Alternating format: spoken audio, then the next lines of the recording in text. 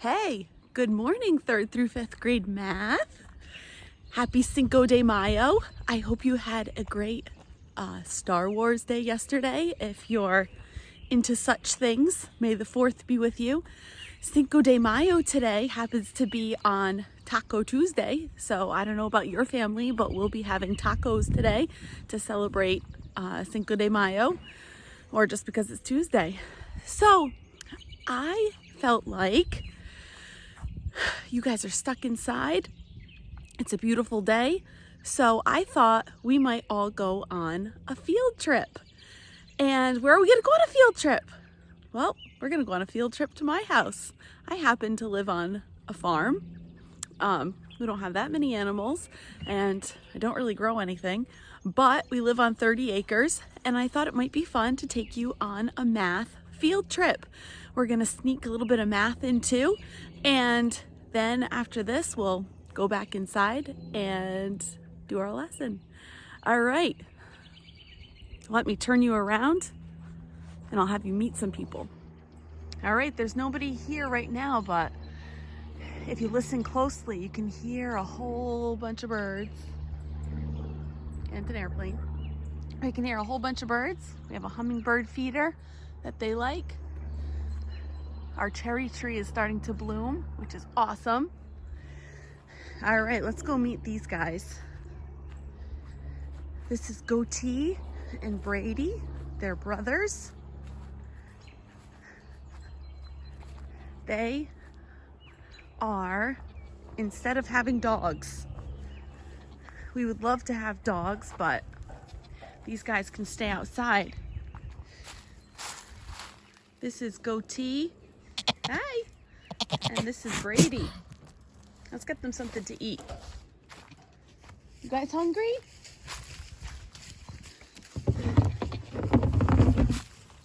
All right.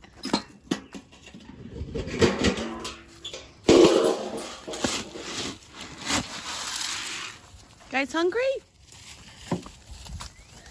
They each get a cup of food. You can't overfeed goats. They like to eat before you even put it in their dish. All right. Don't forget to pray before you eat. All right. So, we have 2 goats. Try to remember that. When it's nice out, we have a lot of exciting things to do here, like swing, jump. Hey guys, what's 6 times 7? 42, you're right. Balance. Hike. Swim, but not quite yet. We're ready for our fire tonight. Hey, what's 8 times 8? 64. Good job. Many a frisbee and soccer game has been had here. And in that barn right there, we have a bunch of bikes. All right, let's go meet some more animals. That's our garage. It used to house livestock, but not anymore. All right, the girls are up. When I first started our field trip, they weren't. Hey girls. These girls get a lot of love, especially from Cassie. She takes them out for field trips all the time. Hey girls. Hi. Gonna go lay some eggs? All right, at one time we had 5 chickens, but now we only have 2. Okay, so how many chickens do we not have anymore? That was an odd way to say it. So subtract. 5 minus 2, 3 are gone. All right, guys, this is our fancy cat door. We have 2 cats. They're brothers also, just like Goatee and Brady. We have 2 cats and they live outside. They like to live outside. We actually got them from the shelter and they're barn cats. Some of you guys may remember they were stuck in our basement for a little while. So they are very much enjoying being able to be outside. A lot of times they live underneath that barn, but they go in there to eat and to drink. So, and they help take care of mice because we live on a farm. And with farms come mice. So here's a simple story problem for you. We have 3 different kinds of animals: goats, chickens, cats. We have 2 kinds, or 2 of each kind of animal. How many animals do we have altogether? You got it. 6 animals on the Blair farm. Hey. We also have basketball. Oh yeah.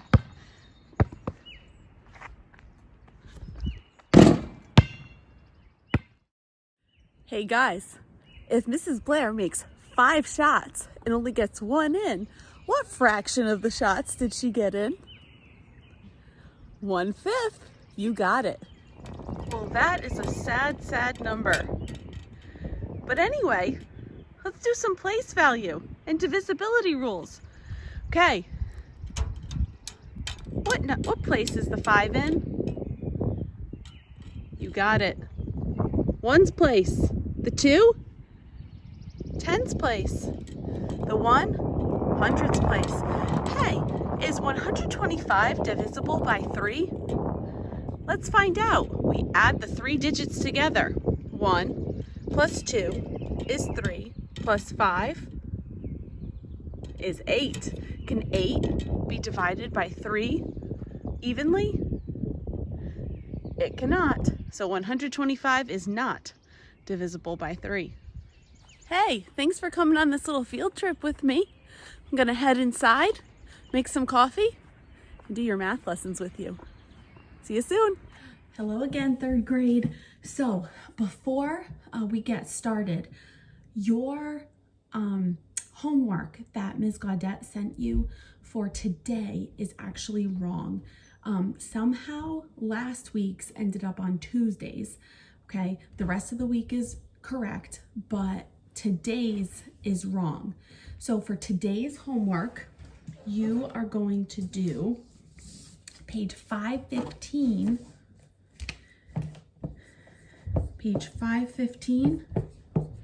and you're going to do the whole thing, okay? You're going to do the whole entire thing because there's only 13 questions, and on 513, the whole thing, it's just wanting to find out if you understand what we are talking about so far. It is a diagnostic checkpoint. Remember, when we diagnose things, we see, do you understand? Are you getting it? So 515 is a diagnostic checkpoint, and I am going to take a quiz grade from it. Okay? So if you do it, easy A. Okay? So 515, the whole thing. I'll also put that in the video description, but on your actual printout of your homework, it is wrong. Okay? It says 511, A and B. You've already done that. Okay? So 515, diagnostic checkpoint, whole thing, easy quiz. Okay? All right. So what about tomorrow? Okay, if you look at the top of page 516, it says, how do fractions name part of a set? Okay, it says fractions. A fraction can name part of a set or a group or of objects. Okay, for an example, 8 boys and 4 girls went on a science field trip. We just went on a math field trip. 8 boys and 4 girls went on a science field trip. What fraction of the students are boys? Okay, so the first thing that we need to find out is the denominator. Okay, so the denominator would be the total number of kids. Okay, so if we have 8 boys and 4 girls, 8 plus 4 equals 12. So the denominator is going to be 12 because that's the total number of students. Okay, so what would the numerator be if we're talking about boys? Well, it says 8 boys and 4 girls went on a science field trip. So 8 out of 12, 8 twelfths were boys. 4 twelfths were girls. Okay, so 12 is the total number of students. Why, number one, why do you need to know the total number of students to answer the problem? Well, I just told you, to find the denominator. What fraction of the students are girls? 4 twelfths. All right, number 3, reasoning. Jason said that 1/3 of the students are girls. Is he correct? He is, okay? So let's look at that. So we have 12 total students, okay? We have 4 girls. So I'm gonna write G, G, G, G, and we have 8 boys. B, B, B, B, B, B, B, B. Okay, so I have 12 total students. I'm gonna circle the girls, and then I'm gonna circle a group of 4 boys and a group of 4 boys. Okay, so the girls are 4 twelfths, but 4 twelfths out of the whole group is 1/3. See, 1 out of the 3 groups is girls. Okay, so we have 1/3, 1/3, or 1/3 and 2/3. So 2/3 are boys. 1/3 are girls, 2/3 are boys. Okay, so that's what happens when you reduce a fraction to its lowest terms. Okay, 1/3 are girls, 2/3 are boys. All right, let's check to see if we know what we're doing. All right, okay, what fraction of the pieces of fruit are pears? Okay, we have 5 pieces of fruit, 4 of them are pears. What fraction is it? 4/5. Okay, number 2, what fraction of the balls are yellow? Okay, so total we have 10, and how many of them are yellow? 3. So 3/10. Number 3, what fraction of the checkers are red? Well, there's 6 total, 3/6, which would also be 1/2. Okay, number 4, if Jim has red marbles and some blue he has 4 red marbles and some blue marbles. If 4/7 of his marbles are red, how many blue marbles does he have? 3, because if 4 out of 7 are red, we know that the total is 7, and what's 7 minus 4? 3, okay? So I think you get it. You're going to be doing 517 for your work tomorrow, or if you're feeling ambitious, you can do it today after you do your diagnostic checkpoint quiz. So I will see you in a few minutes. Bye.